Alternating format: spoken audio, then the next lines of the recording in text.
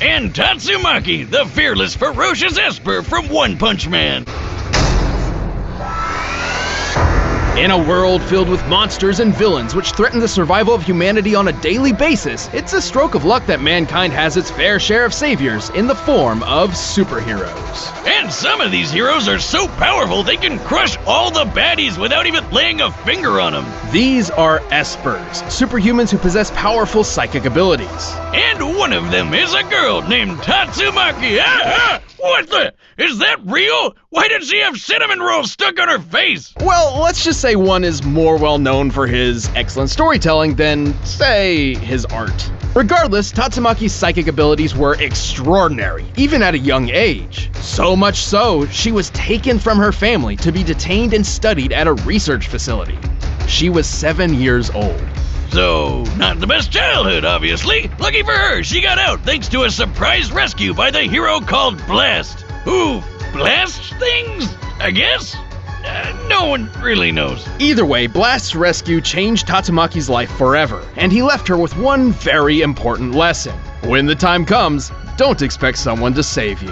That's kinda harsh. He is supposed to be a superhero, right? Whether it be she was inspired by his heroism or torn by his contradiction, Tatsumaki decided to take up hero work for herself. Thus, she took up the mantle, Tornado of Terror. Yeah, I know what you're thinking. Doesn't that sound more like a supervillain name? And you might mistake her for one too, cause she's kind of a brat. Well, she is the best at what she does, and she knows it. So she often seems arrogant and rude. With her psychokinesis, she often floats above her opponents, looking down on them literally and figuratively. Her favorite thing to do is throw rocks at people. Big rocks, small rocks, rocks from outer space, doesn't matter. If it's vaguely rock-shaped, it's flying at you. But she doesn't discriminate. She's also fine throwing other things like trains, schools, people, even a giant octopus. Not only that, but she can alter the direction of gravity, create town-spanning barriers, twist up a human body, cause magnitude 8 level earthquakes, and spin up enormous whirlwinds. Fitting for her namesake. And that's not even half of it. She's the most powerful Esper of them all, even better than her older sister, Fubuki. Actually, that's her younger sister. Wait, what? Man, anime's real confusing. But given her past, even with her sister beside her, Tatsumaki has some serious trust issues. She doesn't even want Fubuki to have friends. Chill out, lady. Friends are important. Right, Wiz? Sorry, what? Oh, well, he had his chance. Anyway, manipulating objects and organisms is only part of her skill set. Tatsumaki's power truly shines when it comes to precision. Oh yeah, she's so talented, she can use her crazy mind power to have full control over television! Yeah, sure, but that's not really what I had in mind. Change!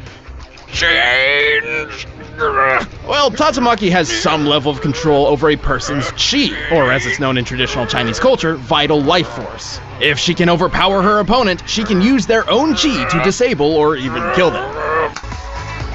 I did it! I'm psychic! Against other Espers, she can spiral her own energy to redirect theirs, and even suppress their powers in an instant. Yeah, Lady Tornado can block their psychicness whenever she wants, so long as they're a weaker Esper than her, which basically means everyone. One Punch Man, meet the One Thought Woman. Seriously, this chick is so powerful she pulled a meteor from outer space. Well, while that move is pretty well known, it technically is not canon to the original source material. However, that doesn't mean it's off the table. As it turns out, her other accomplishments prove she's more than powerful enough to pull it off. Just look at her lifting up this, what am I looking at here? Good question. Thankfully, one was kind enough to include these lovely labels identifying Z-City and an underground hideout. Now, Tatsumaki is psychokinetically lifting the entire hideout, which was previously stated to reach over 1,500 meters deep. As for the city, the world of One Punch Man is based on real-life locations in Tokyo. So at the very least, we could compare Z-City to a smaller district like Ginza, which consists of about 215 acres. With the size of an average building in that district in mind, and thus scaling the building to the hideout and then to Ginza, we found that Tatsumaki must be lifting over 3 billion tons of rock. That's like lifting the entire Great Wall of China 62 times! More than powerful enough to pull a meteor from the sky. When the alien invader Boros attacked City A with a hailstorm of giant bullets, she was fast enough to stop them in mid-air and turn them back on the enemy ship.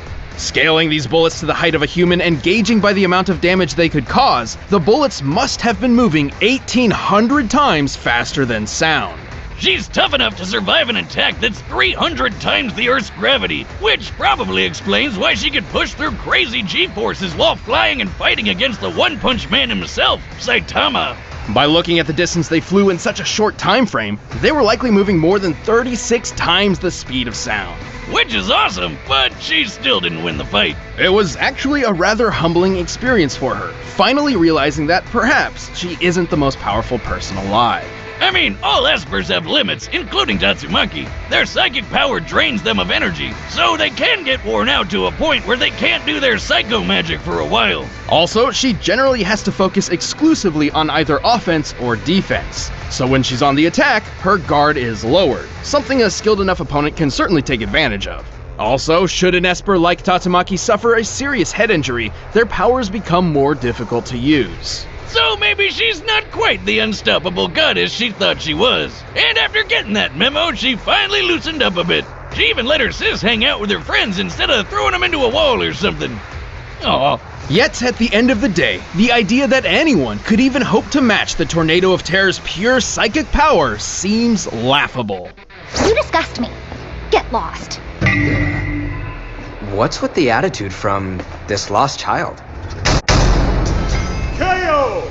Whoa, that was crazy! I thought for sure Mob would win with his sucking power. This was an incredibly close match. Honestly, if we were to run through this fight 100 more times, Mob could reasonably win 40 or so of them. But we're not here to find out who wins 40% of the time. Mob had tons of awesome abilities, which gave Tatsumaki a hard time, but she still had the stuff to pull off a win more times than not. Right, first of all, Tatsumaki had a notable advantage when it came to training and experience. She's a top-ranked superhero who was trained from 7 years old, fighting a middle schooler who never wanted to use his powers in the first place. She was faster too, given her reaction against Boros' bullets moving over 617,000 meters per second. Sure, Mob reacted to friggin' lightning, but believe it or not, that's still technically slower. See, a lightning bolt technically has two different speeds to consider. First for the slower liter of ionized air going down, and second for the faster flash going up. Given that Mob was reacting to a projectile moving down towards him, this can only mean he was reacting to the liter, which moves 98,000 meters per second, more than 6 times slower than Tatsumaki. So, even though Mob had the edge of being able to attack and defend at the same time, Tatsumaki was a lot quicker than him. So she could switch between attacking and defending fast enough to counter Mob whenever she really needed to. Still, that alone doesn't mean Mob couldn't have eventually scored a fatal blow. All of this would mean nothing if Tatsumaki couldn't overpower Mob's absorbing shield. His awesome power of suck! Right, we know Mob's sucking shield had a limit given how he was forced to transfer absorbed energy into those seeds, growing a massive head of broccoli in an instant. We can actually use this broccoli to get a general idea of Mob's absorbing limits. Broccoli typically requires 143 kilojoules of energy to grow 1/10 of a kilogram's worth. Scaling this giant one to the nearby buildings, we found it to be 21 million times larger than the average broccoli. This means Mob must have transferred enough energy to equate to about 1.6 megatons of TNT. Yeah, but how about the energy Tatsumaki used to stop and redirect those giant bullets? Those things are huge solid shells with no explosive component, given how Saitama here was able to crush one without triggering a big kaboom. And they could wipe out a whole city. We're shown that the shells destroyed most of City A in one shot, and we can see how much damage they dealt to Boros' ship when Tatsumaki turned them around. With this data in mind, the height of Boros' ship, and the already calculated bullet speed, we determined the energy she displayed here must have equaled at least 470 gigatons of TNT. Way more than Mob's big cloud feet, and more than enough to shatter his shield all at once. Tatsumaki was just too damn powerful. And it's not like Mob could absorb giant rocks thrown at him either. Certainly, Mob's unique powers were generally passive and defensive, whereas Tatsumaki's were better suited to precision strikes and deadly blows. Once Mob's barrier was down, she had plenty of options for wrapping things up, whether it be blocking his psychic power, controlling his chi, or simply crushing him herself. And her powers weren't dependent on her feelings, so she was always at full strength, no matter what the situation was. Mob certainly had the skill and ability to put up an incredibly close fight, but Tatsumaki's experience, speed, and power put an end to this prodigious battle. She just had the experience she needed. The winner is Tatsumaki.